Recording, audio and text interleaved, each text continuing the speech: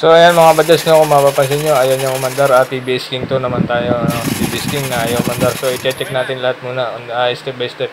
So unahin natin ang fuel pump, so kung nagbubuga ng gasolina, so ito yung pag-check niya. So ayan mga ka-TBS, no, okay naman yung kanyang fuel pump, nagbubuga ng gasolina. So i-testing pa natin ng isa pa para sure tayo kung okay ang fuel pump natin, no. So ayan mga kabadyads, mga ka-TBS.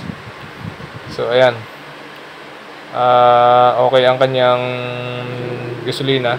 So i-check naman natin yung pinaka-kuryente niya, kung okay ba ang labas ng kuryente, no. So ayan, i-check natin kung may kuryente ba siya.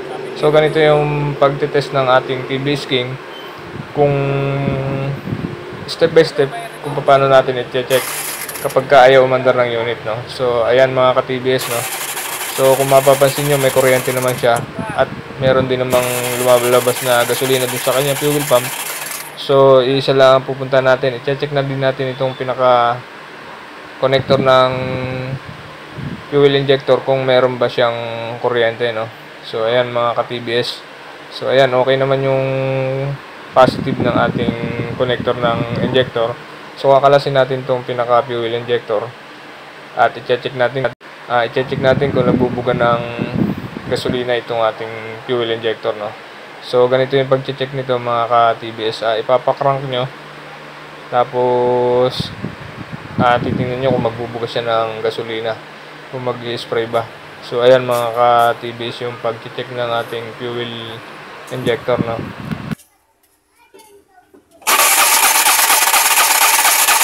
Isa pa. Okay na. So ayan nga mga ka-TBS, no, kumpirmado na hindi nagbubuga ng gasolina yung ating injector. So papalitan natin to ng fuel injector na bago, no. So ayan yung mga bagong fuel injector. Tatanggalin natin itong luma at papalitan natin ng bagong fuel injector. So ayan mga ka-TBS yung pag-check natin ng step by step pagka hindi umaandar yung ating unit, no. So ito yung fuel injector yung kinakalas ko. So papalitan natin ito ng bago, dahil ito yung naging dahilan kung bakit ayaw umandar yung ating unit, yung TBS, no. So ayan, ito yung bagong fuel injector na ipapalit natin mga ka-TBS.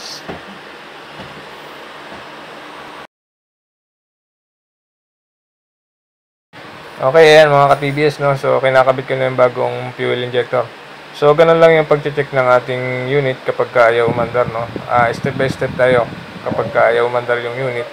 So i-check natin isa-isa kung alin ba yung dahilan at kung alin yung naging problema kung bakit ayaw umandar. So step by step para kahit sa ating mga unit lang o mga sariling unit natin, kaya natin gawin. Ayan mga ka-TBS, no. So ganito yung ating pag-check kung bakit ayaw umandar yung ating unit. Okay, yan mga ka-TBS, no, naikabit na natin yung ating fuel injector. So i-test ulit natin kung magbubuga na ba siya ng gasolina, no, mga ka-TBS, no. I-testing ulit natin.